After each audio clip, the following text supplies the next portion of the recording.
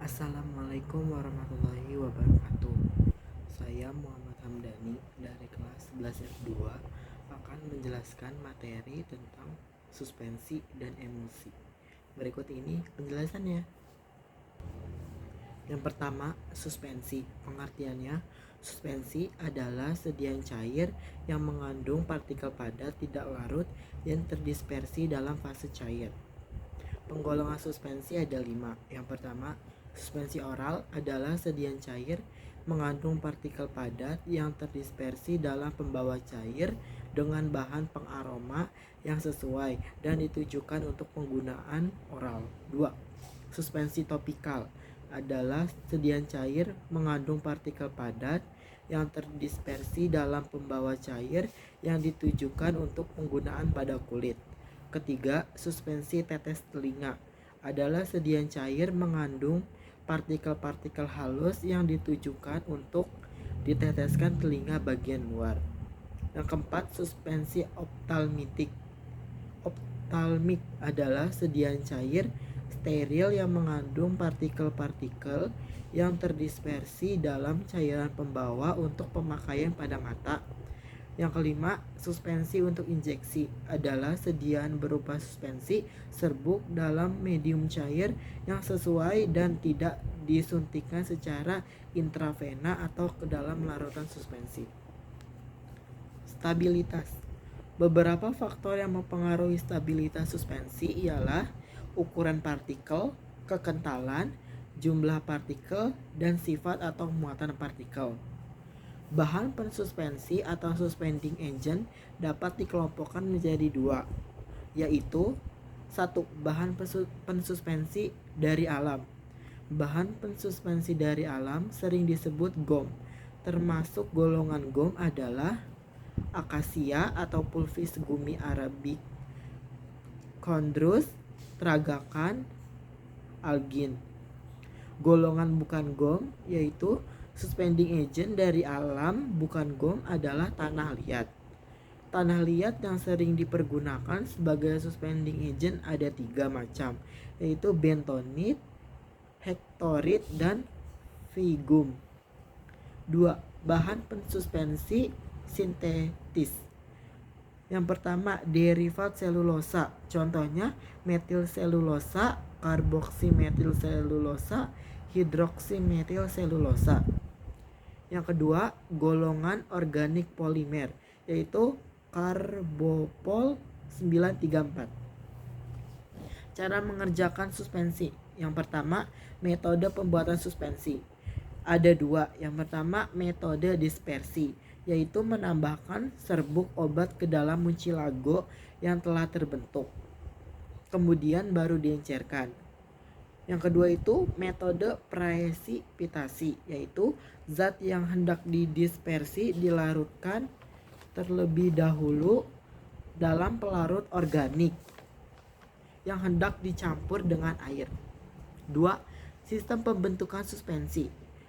Yang pertama itu ada sistem flokulasi. Secara umum sifat-sifatnya adalah A. Partikel merupakan agregat yang bebas. B. Sedimentasi terjadi cepat. C. Sedimen terbentuk cepat. D. Sedimen tidak membentuk cake yang keras dan padat. E. Wujud suspensi kurang menyenangkan sebab sedimentasi terjadi cepat. Yang kedua, sistem deflokulasi. Secara umum sifat-sifatnya adalah A. Partikel suspensi adalah keadaan terpisah. B. Sedimentasi yang terjadi lambat. C. Sedimen terbentuk lambat. D. Sedimen akan membentuk cake yang keras dan sukar terdispersi. E. Wujud suspensi menyenangkan sebab sedimentasi terjadi lama atau lambat.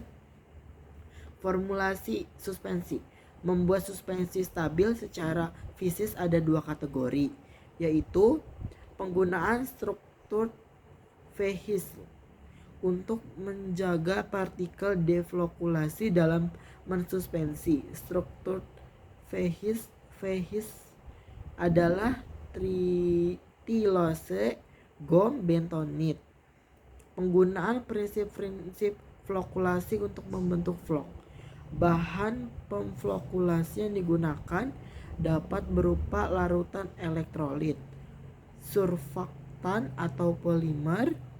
Untuk partikel yang bermuatan positif digunakan zat pemflokulasi yang bermuatan negatif dan sebaliknya.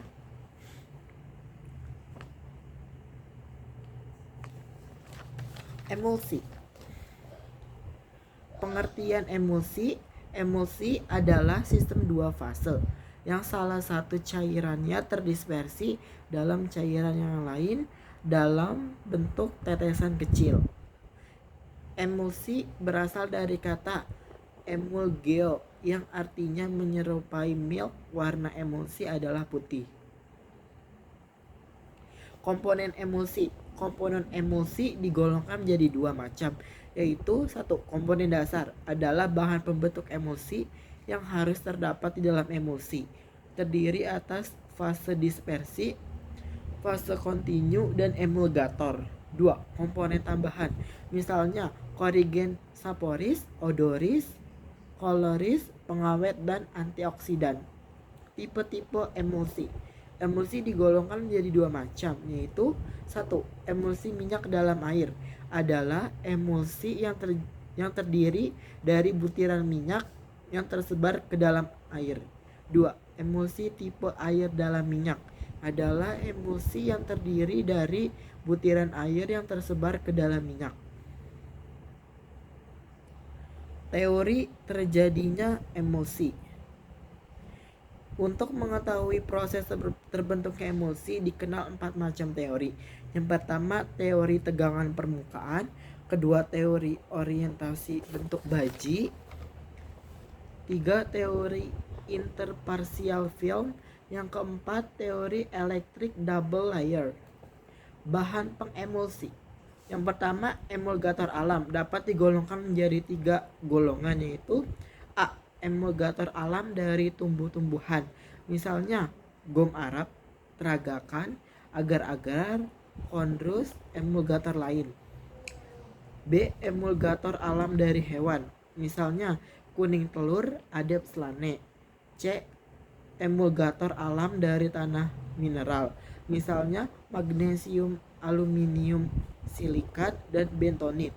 Emulgator buatan, contohnya yaitu sabun, twin, dan span. Emulgator dapat dikelompokkan menjadi yang pertama itu anionik, terus kationik, nonlonik, dan amfoter. Cara pembuatan emulsi. Dikenal 3 metode dalam pembuatan emulsi, yaitu 1. Metode gom kering adalah metode ini gom Arab dicampur dengan minyak terlebih dahulu, kemudian ditambahkan air untuk pembuatan korpus emulsi. 2. Metode gom basah. Dalam metode ini, gom Arab ditambahkan air agar membentuk suatu mucilago. Kemudian perlahan-lahan minyak dicampurkan untuk membentuk emulsi. Yang ketiga, metode botol. Serbuk gom dimasukkan ke dalam botol kering. Kemudian ditambahkan 2 bagian air, tutup botol, kemudian campuran tersebut dikocok dengan kuat. Sekian penjelasan saya tentang suspensi dan emulsi. Bye bye.